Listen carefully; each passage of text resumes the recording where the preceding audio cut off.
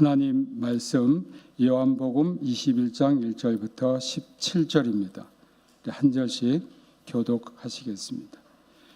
요한복음 21장 1절부터 17절입니다. 제가 1절 읽겠습니다.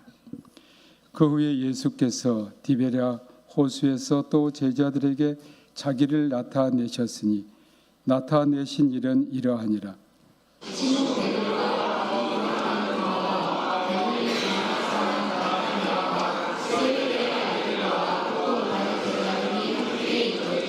시몬 베드로가 나는 물고기 잡으러 가노라 하니 그들이 우리도 함께 가겠다 하고 나가서 배에 올랐으나 그날 밤에 아무것도 잡지 못하였더니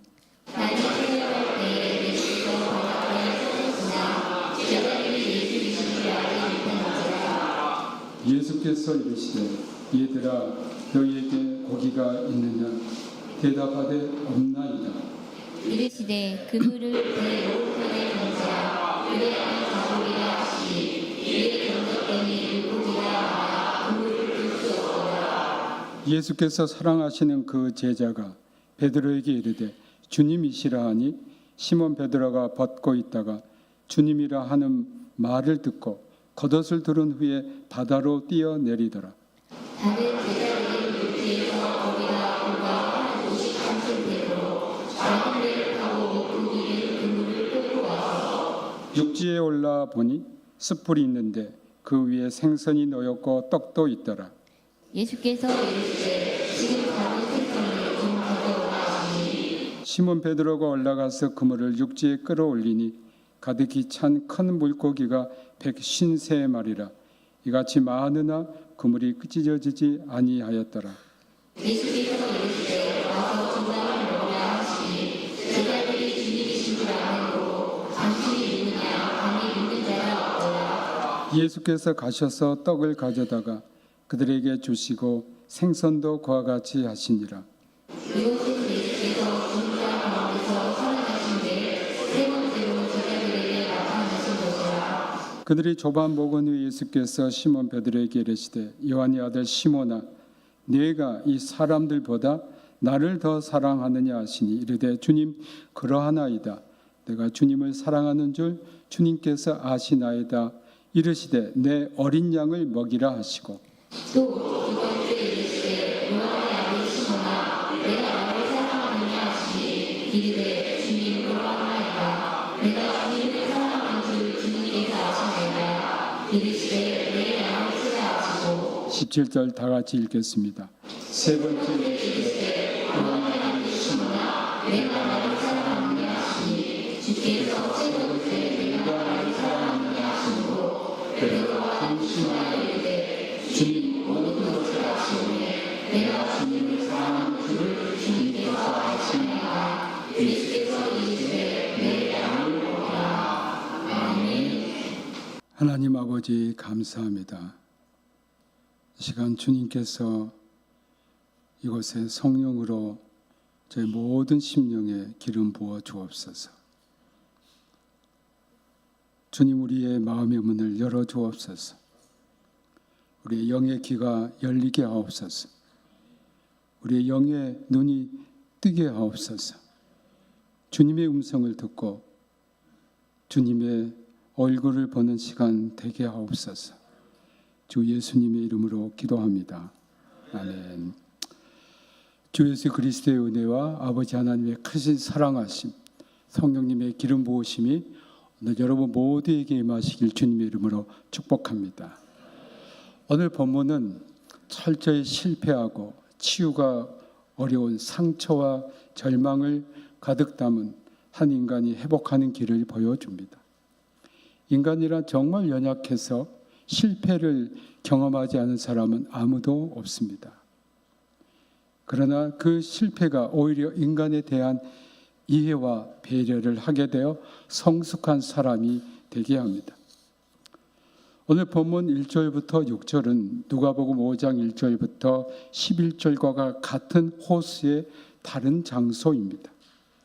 누가복음은 게네사렛이고 본문에는 디베랴 호수라고 하는데 디베랴는 게네사렛 호수 서쪽 지역이고 모두 갈릴리 호수입니다.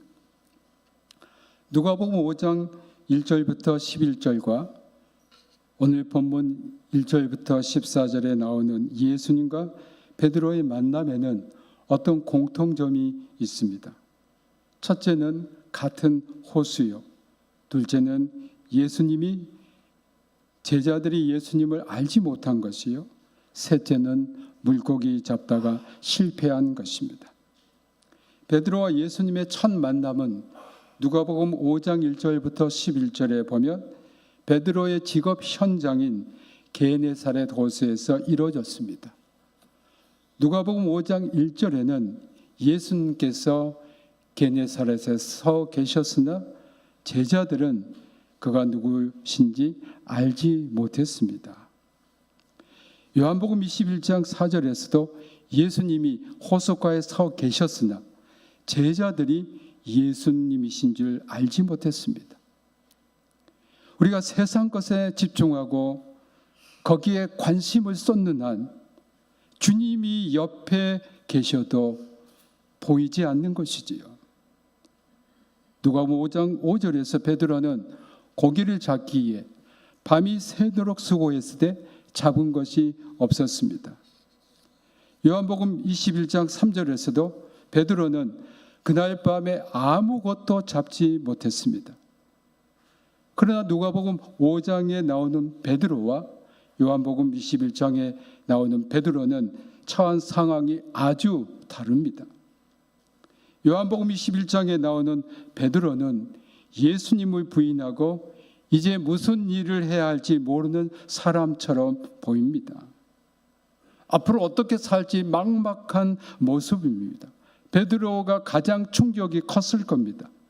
주님을 3번이나 부인했기에 주님과 관계 회복도 쉽지 않은 상황입니다. 본문은 예수님 부활 이후 제자들과 3번째 만남입니다. 부활하신 예수님을 2번 만났던 그들은 일상생활에 필요한 돈을 벌기 위해 그들에게 익숙하고 가장 잘할 수 있는 물고기 잡는 일을 택한 것 같습니다. 그러나 물고기를 한 마리도 잡지 못했습니다. 밤새 그물을 던졌습니다. 아무 소확이 없었습니다. 예수님은 물고기 잡는 일에 실패한 베드로를 다시 찾아가셨습니다. 여러분 인생에 이런 일은 없습니까? 어떤 일을 하면 잘 될 것 같은데 안 되는, 그리고 실패만 반복되는 그런 인생이 아닌가 생각되지 않습니까? 베드로는 삶의 좌절을 심각하게 느꼈을 겁니다. 그러나 좌절의 시간이 주님을 만나는 시간입니다. 바로 이때 주님께서 베드로에게 찾아오신 겁니다. 베드로를 찾아오신 주님께서는 오늘 여러분에게도 찾아오실 줄 믿습니다. 인생의 실패와 좌절을 저절히 경험한 곳에 주님이 먼저 찾아오신 겁니다. 사랑하는 성도 여러분, 오늘 우리를 찾아오시는 여러분을 만나시길 주님의 이름으로 축복합니다. 게네사렛 호수에서 밤새 수고했지만 한 마리도 잡지 못한 베드로에게 깊은 곳에 그물을 내리라고 하여 수많은 고기를 잡게 해 주셨던 주님은 디베랴 호수에서 물고기를 한 마리도 잡지 못한 제자들이 다시 물고기를 잡도록 말씀하셨습니다. 예수님은 이 일을 통하여 베드로에게 그 첫 번째 만남을 회상케 하시고 지금도 여전히 베드로의 삶 가운데 함께 계심을 보여주셨습니다. 베드로는 주님이시라는 말을 듣고 단번에 주님을 향하여 뛰어갔습니다. 자신이 주님을 부인했기 때문에 주님을 다시 뵐 면목이 없었던 베드로는 주님이 자신을 먼저 찾아오신 것에 너무 감격했습니다. 9절에 보면 육지에 올라와 보니 숯불이 있었고 그 위에 생선이 놓였고 떡도 있었습니다. 요한복음 8장 18절에 보면 베드로가 대제사장 집들에서 숯불을 쬐고 있을 때 그는 주님을 3번 부인했습니다. 예수님이 베드로를 사역자로 사도로 사용하기 시작한 것은 바로 이때입니다. 베드로가 주는 그리스도시여 살아계신 하나님의 아들입니다라고 신앙 고백할 때가 아닙니다. 철저히 망가지고 깨뜨려진 이때입니다. 주님은 실패를 경험하지 않은 사람, 자신이 얼마나 무능한 존재임을 깨닫지 못한 사람, 인생의 정점을 향해서 꽃길만 걸은 사람을 쓰지 않으십니다. 베드로처럼 처절한 좌절과 실패를 경험해서 자신이 스스로 할 수 있는 것이 아무것도 없음을 깨달은 사람을 주님은 쓰십니다.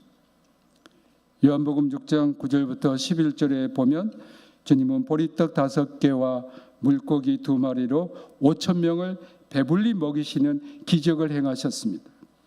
베드로에게 숯불, 생선, 그리고 떡은 모두 자신의 과거 경험, 즉 주님이 그곳에 계셨음을 생각나게 하는 것들이었습니다. 하나는 실패와 부인의 현장이요, 하나는 기적의 현장입니다. 이 두 가지를 모두 경험한 베드로에게 주님은 5,000명을 먹이셨던 것과 똑같이 제자들에게 떡과 생선을 주셨습니다. 주님 베드로에게 실패와 부인의 기억보다는 기적의 기억을 다시 주신 것은 그 기적이 인간의 힘으로 된 것이 아니요 오직 하나님께서 하셨다는 것을 깨닫게 함과 동시에 회복해야 한다는 것을 강력하게 암시하신 겁니다. 여러분에게도 과거의 부정적인 실패의 기억보다는 기적의 기억으로 늘 채워지길 주님의 이름으로 축복합니다. 이 회복을 위하여 예수님은 15절에서 베드로에게 묻습니다. 요한의 아들 시몬아, 내가 이 사람들보다 나를 더 사랑하느냐? 이 사람들보다라고 번역하였지만 원문에는 이것들보다라고 되어 있습니다. 예수님께서 이것들보다 더 나를 사랑하느냐고 비교급을 쓰신 이유는 부활하신 주님을 만났지만 아직 세상에 머물러 있는 베드로에게 그것을 극복하라는 의미가 담겨 있습니다. 15절에서 예수님이 베드로에게 내가 너를 사랑하는데 너는 나를 사랑하느냐로 묻지 않으신 이유는 내가 너를 사랑하기 때문에 너도 나를 사랑해야 한다는 의미를 갖게 되기 때문입니다. 일반적으로 사람들은 이렇게 묻는 것이지요. 거의 내가 너를 사랑하니 너도 나를 사랑해야 한다는 강제 또는 당위성을 품게 됩니다. 주님을 부인했기에 주님의 사랑에서 혹시 끊어질까 두려워했던 베드로에게 내가 너를 사랑하는데 내가 나를 사랑하느냐고 질문했다면 베드로는 더 절망에 빠졌을 겁니다. 왜냐고요? 예수님을 3번이나 부인했던 과거의 아픈 기억을 또 떠올리게 했을 겁니다. 주님께서 죽는 데까지 끝까지 따라가겠다고 장담했는데 3번이나 부인했던 베드로에게 이런 질문은 너무나 난처한 것이고 자신을 정죄하는 것으로 여겨졌을 것입니다. 베드로의 마음을 아셨던 주님, 3번이나 부인해서 마음에 큰 상처를 안고 있는 사랑하는 제자에게 주님은 베드로의 마음을 위로하시면서 베드로가 닫고 있었던 마음의 문을 열게 하신 겁니다. 베드로가 3번이나 부인했지만 결코 정죄하지 않으셨습니다. 사랑하는 여러분 가운데 혹 베드로처럼 예수님을 열심히 따르다가 내가 손해 볼까 봐, 어려움 당할까 봐, 남의 이목 때문, 나의 출세에 지장이 있을까 봐 예수님을 부인하신 적은 없으십니까? 지금 주님이 부드러운 목소리로 여러분의 마음을 두드리십니다. 나를 사랑하느냐? 주님은 깨뜨려지고 망가진 베드로의 현재 모습을 보시면서 사명을 행하기 전에 먼저 있어야 할 것을 가르쳐 주셨습니다. 그것은 사랑의 회복, 관계의 회복입니다. 일에 앞서 있어야 할 것이 사랑입니다.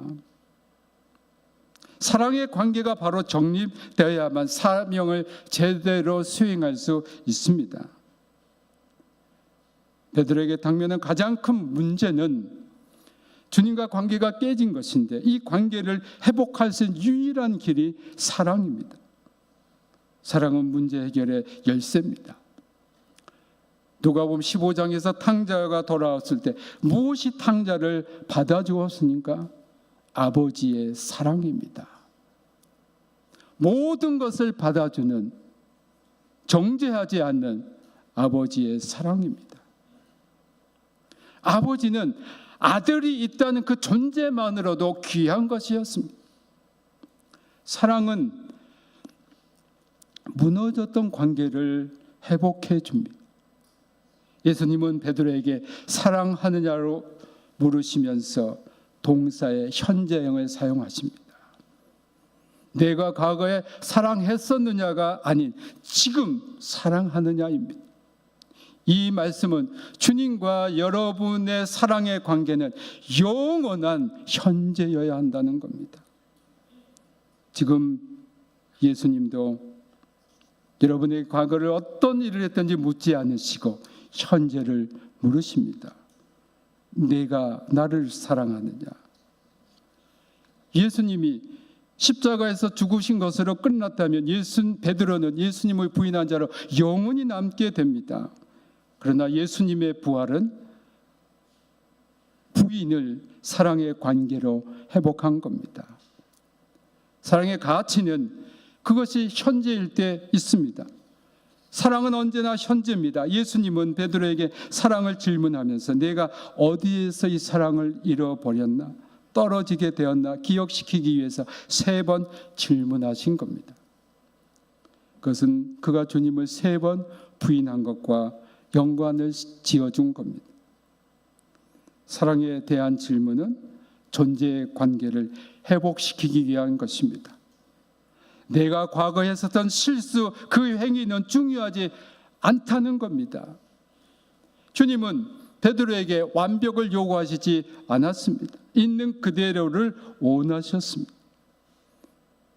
베드로가 주님을 부인하지 않았을 뿐 아니라 죽는 데까지 따르겠다고 큰 소리 쳤지만 그의 연약함을 이미 알고 계셨습니다. 주님에게는 베드로가 지금 연약한 모습 그대로 존재한다는 것이 중요하다는 겁니다. 일보다 앞서는 것이 존재입니다. 왜 문제가 일어납니까?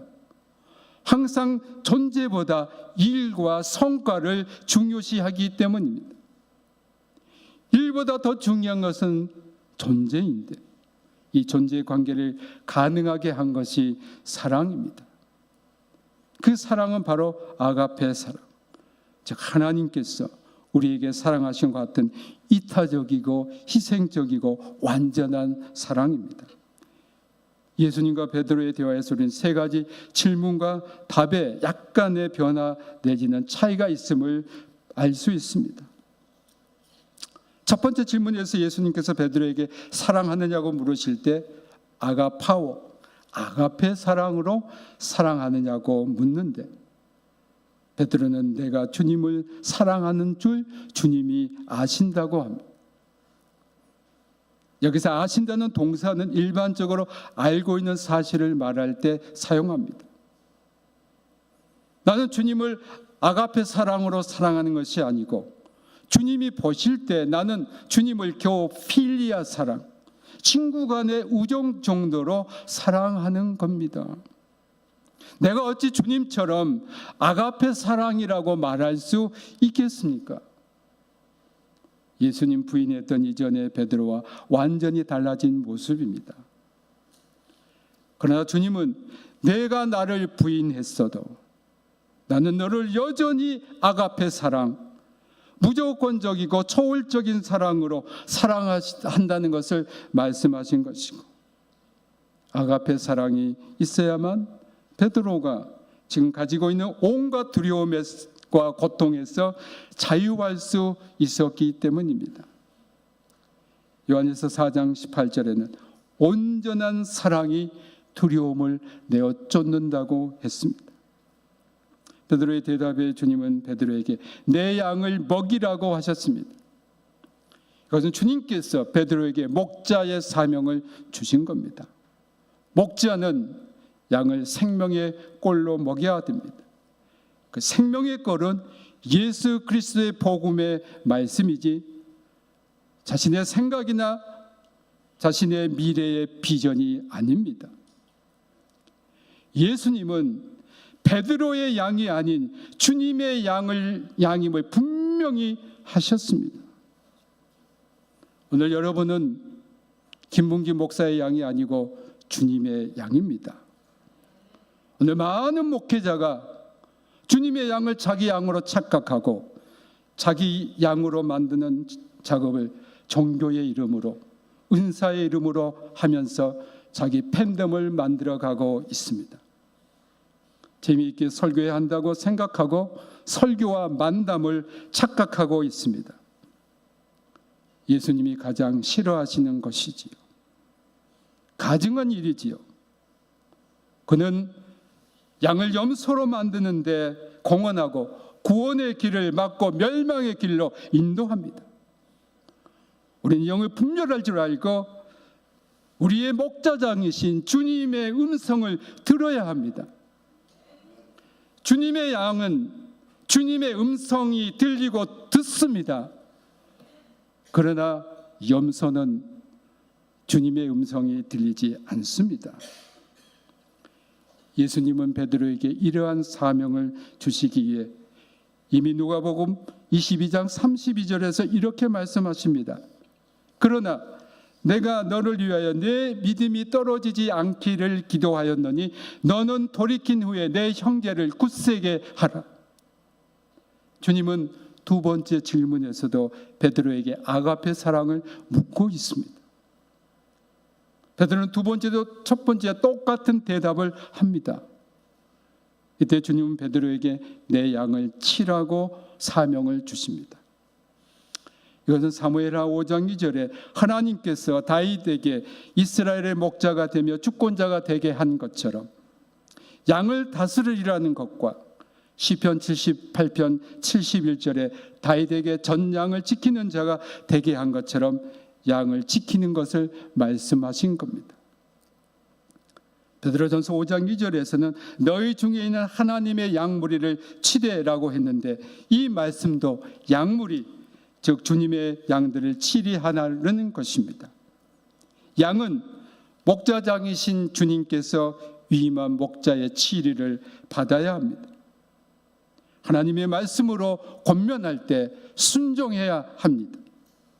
치리하는 목적은 양이 말씀으로 올바른 신앙생활을 하기 위함입니다. 양을 이리와 늑대로부터 보호하기 위함입니다. 이단과 거짓 교훈으로부터 지키기 위함입니다. 주님의 말씀에 온전히 순종하는 평택대학교의 성도가 되시길 주님의 이름으로 축복합니다. 그런데 세 번째 질문에서 예수님의 질문이 바뀝니다. 아가페 사랑이 아닌 필리아 사랑으로, 친구의 우정 같은 사랑으로 나를 사랑하느냐고 묻습니다. 왜 주님께서 질문을 바꾸셨을까요?